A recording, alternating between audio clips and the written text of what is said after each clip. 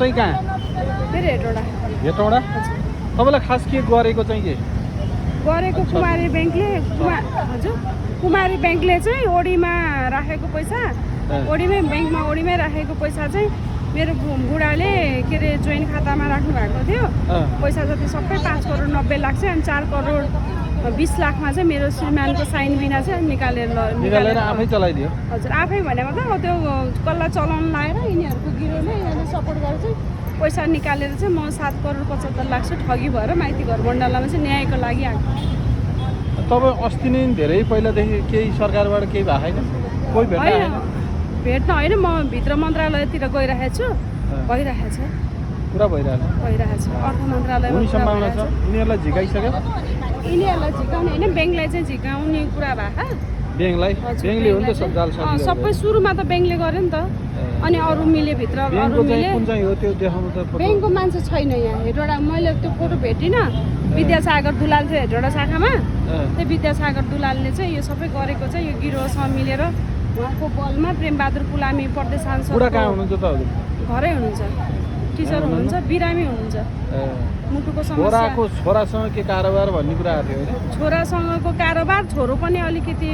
के अरे टाउको बिरामी छ अनि त्यसले छोरालाई चाहिँ च्यापेर चाहिँ यिनीहरूले यो गराएका यो सबै त्यो उमेरै नपुगेको उमेर त पुगेको हजुर उमेर त पुगेको तर सबैको बुद्धि एकै नासको हुँदैन नि त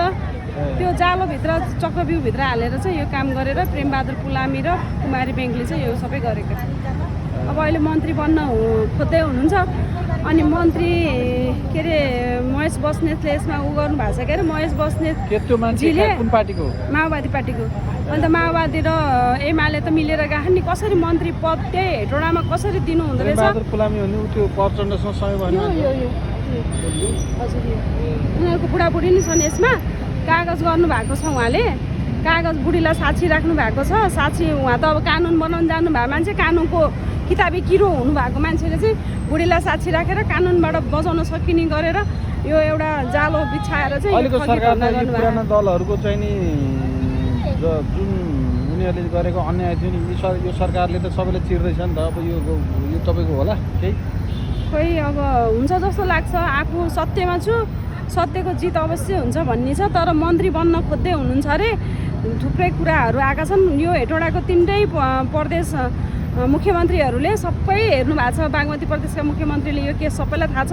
उहाँहरूले कसरी चाहिँ यो मान्छेलाई चाहिँ मन्त्री बनाएर लानु हुँदो रहेछ र त्यो मन्त्रीले चाहिँ सत्तामा गएर चाहिँ के काम गर्दो रहेछ र जनताको के गर्ने चाहिँ उसले हैसियत राख्दो रहेछ भनेर शान्ति कार्कीलाई चाहिँ हेटौडा हेर्न चाहिँ मन छ